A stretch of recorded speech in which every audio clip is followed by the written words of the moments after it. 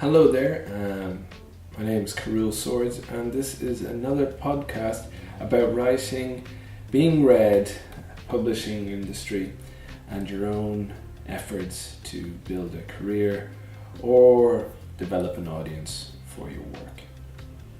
If this is the first time you're joining us, there's plenty of other podcasts before this one, podcasts about Scribophile, Wattpad, Goodreads and Twitter. Today we're going to talk about Facebook and Facebook in connection to your efforts to promote and market your work. Now, I have two books. One is an educational textbook and one is a short story collection mixing fairy tales with everyday life. I have a Facebook page for the school book, but I, as of yet, do not have one for my short story collection. I'm going to give you now a little bit of my experience of Facebook in relation to the first book, What Now? Life, the Leaving Cert, and Planning Your Next Steps. So I set up a fan page, or a book page, let's say, for this when I was first starting out, when I was first trying to promote it. Because that's what I understood to be kind of like one of the things to do. But I didn't really I don't have much of an interest in Facebook. I read it sparsely. So my interaction with Facebook is limited, to say the least. I'm on it, but very, very rarely. So I'm not probably starting from a great place when it comes to promoting the thing, because as far as I was concerned, when I first set it up, I was just supposed to tell my friends about it, and then my friends would tell other people, or it would come up in their feed. People would look at it and they go, "Oh, what's that all about?" and they go to it. But it just isn't the case. I mean, the target audience for my book were not my friends. I was looking to get 16 to 18-year-olds interested in my book, and most of my friends were already in their mid-20s, early to mid-20s, in their late 20s, older than that again. So they weren't the right group, first off. And then the thing is that there wasn't a hell of a lot of encouragement. There wasn't a lot of reason for them to pass it on. Some of them might have had brothers or sisters, I know some of them did, but it didn't seem to get enough traction with them, just because I had written a book and they knew me didn't necessarily mean they were going to tell anyone else about it. So if you're coming from that point of view, with that intention of getting your friends to promote you, I really don't think that's what Facebook is going to do for you. Now, I mean, obviously there's other people who have different experiences, but my experience was that once I told people it existed and asked them to like the page, and some of them did, that was the end of it. Their part was done, because these people, as I've come to understand, they are your friends. They're not your fans. They're not going to do the things that fans do. They're going to encourage you. They're going to be excited for you. They'll say great work on the book, but they're not going to spread the word very much.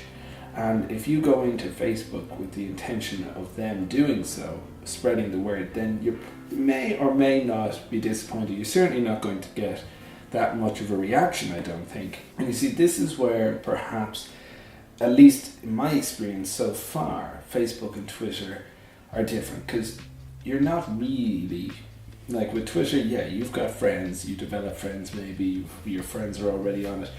But you're looking for other people, you're sharing with others, you're looking at accounts about all sorts of things, you're liking other people that you've never met's accounts, you're retweeting their stuff. It's all about the information. It's not about necessarily the relationship you have to other people, whereas Facebook is more about relationships, maintaining them, creating them. So if you're trying to find people to like your stuff through Facebook, it's not as intuitive. It didn't feel like that was what it was meant for when I was trying to promote it. So I didn't go typing in, pages for other people and getting in touch with them and liking their stuff and then asking them, or giving them, letting them know I exist and then hopefully getting them to go look at my stuff. Facebook seems like the sort of page where it's there. Once you've gotten someone's attention, you send them to your Facebook page. You don't create fans. You don't create followers through your Facebook. You use the Facebook to update them on things. But I mean, Twitter could update people. Your blog could update people. I still haven't really figured out why Facebook is a part of the promotional campaign. I mean, if you link it with your Twitter, if you link it with your blog, so that whatever you put on those accounts goes into your Facebook, then okay, maybe it can act as a sort of a hub for your stuff. But would you prefer your website to be the hub of your information, or Facebook to be a hub of your information? If you had the choice, I think you'd want your website, because your website's going to have a lot more about you. Facebook has ads for everything. It has all sorts of other interests and distractions. Your website is all about you. You would want that to be the hub. And that's my feeling on it so far, that Facebook is for your friendships. And while there is plenty of people who use it to promote their projects, their community work, the organizations they're involved with, businesses, I think maybe it's just because there's so many people there, and a lot more people use it than Twitter. And Twitter, for some people, is just such a don't want to have anything to do with it, so you have to have a Facebook for those kind of people.